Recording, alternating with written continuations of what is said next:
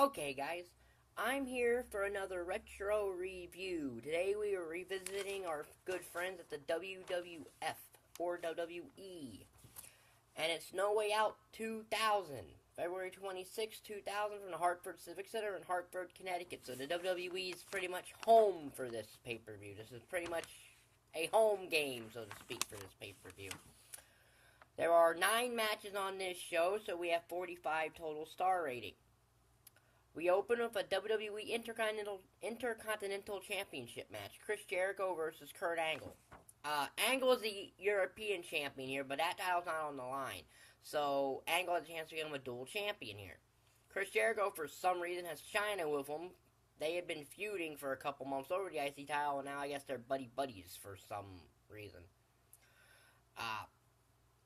This is a good match. It's a 3-star match. Finish is Angle gets the IC title. Jericho's going for the Lion Salt. Angle gets the title up, and Jericho hits it. And Tim White doesn't see it and counts to 3. And then Earl Hebner comes out, and Angle becomes the IC champion. Earl Hebner comes out, explains to Tim White what happened, and Tim White just left and said no, he's not reversing his decision, and he left. So, yeah, this is one of those few times where the referee conference doesn't work.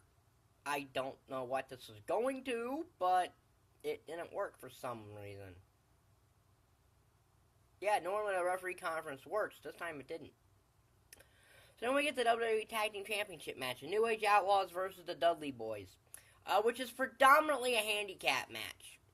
Road Dogg's working most of this match because I believe Billy Gunn had suffered an injury before this.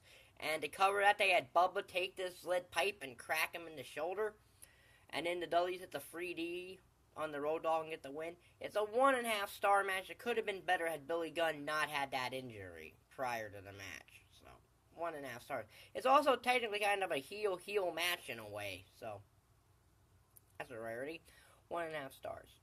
So then we get Mark Henry versus Viscera in a match that no one asked for, and I don't think anyone really cared about. This was the height of the whole Mae Young is pregnant at 70-whatever years old, which led to her giving birth to a hand that was then basically played backup on Raw 1000 in 2012, some 12 years later. Yeah. Half a star, Mark Henry wins with a body slam of all things. What is this, the 1980s? Or, because, when's a body slam of all things? That's like, people in the 80s use that, Mark Henry. Get with your game. So then we get a good match. The Hardy Boyz versus Edge and Christian. This is a number 1 contenders match. Terry's out with the Hardys. She was just coming back from going through a table. She's hired the APA to watch her back so she doesn't go through another table or something. This is a very good match, and this is really the only straight-up wrestling match that the Hardys had, unless you count their cage match in Unforgiven 2002. That didn't involve ladders or tables and chairs that Hardys and Edge and Christian had. So, yeah, it's a very good match. It's 4 stars. Terri is the one who cost the Hardys the win. She pushes Jeff off the top rope and she slaps Matt, which Matt goes into the unprettier, gets the win. And then the APA beat up the Hardys because they're pulling Terry's hair. Yeah. So, and then Edge and Christian's a little bit upset about how they got the win, but Edge isn't. And it's really the subtle heel turn of Edge and Christian after this match. So, 4 stars. So then we get Tazz versus the Big Boss Man in a very quick, less than a minute match. Tazz locks on the Tazz mission, Prince Albert interferes, and they bust open Tazz. No stars. It's not even the length of a match. It's no stars. It's, So then we get a no-holds-barred match. Kane versus X-Pac. An underrated feud these two guys had. This is a 2.5-star match. I think the wrong guy won, as I really think Kane should have won here. Or at least put off another single match at WrestleMania and Kane got his revenge for everything then, instead of the tag match that we got. It's a 2.5-star match. Kane drop kicks the steps, X-Pac drop kicks the steps in Kane's face, pins Kane, and gets the win that way. This was after X-Pac had taken Kane's girlfriend Tori from him, but Paul Bearer had returned briefly at this time. So 2.5 stars. So then we get a 6-man tag match. Rikishi and Too Cool versus the Radicals. Chris Benoit, Dean Malenko, and Perry Saturn. This is the Radicals pay-per-view debut. they originally bring Eddie Guerrero out with them, but Eddie Guerrero is sent to the back. This is a 2.5-star tag match. Yeah, it's an average 6-man tag. Nothing good, but nothing bad. There is psychology of Rikishi. The Radicals work over his ankle, and he sells the ankle for the entire match. And then he bonsais Malenko to get the win for Rikishi and Too Cool. I think the Radicals probably should have won here since it was their pay-per-view debut and all. And then Rikishi does go to, he favors the ankle as he is in the pinfall, so. And then Too Cool and Rikishi do their dance and all that. It's a 2.5-star match. It's an okay match, but. So then we get The Rock versus The Big Show. This is a match where the winner will go to WrestleMania to meet the WWE Champion because of the fact from Royal Rumble 2000, Big Show had claimed that Rock's feet hit first, and Triple H said if he could get some evidence, then he'd get a match with The Rock. Big Show first brought out some pictures with Triple H. Then he brought an eyewitness on that side of the ring, which Triple H didn't want to believe. But then Big Show had footage. That's not doctored footage, by the way. It's actual footage. It wasn't doctored. So Big Show was not doing doctored footage about this. And what it showed is Rock went over the top rope, and his feet did indeed hit the floor before Big Show's did. But because the book finish was for Rock to win, and this whole thing just set that up, Triple H gives Big Show this match. It's a 2-star match.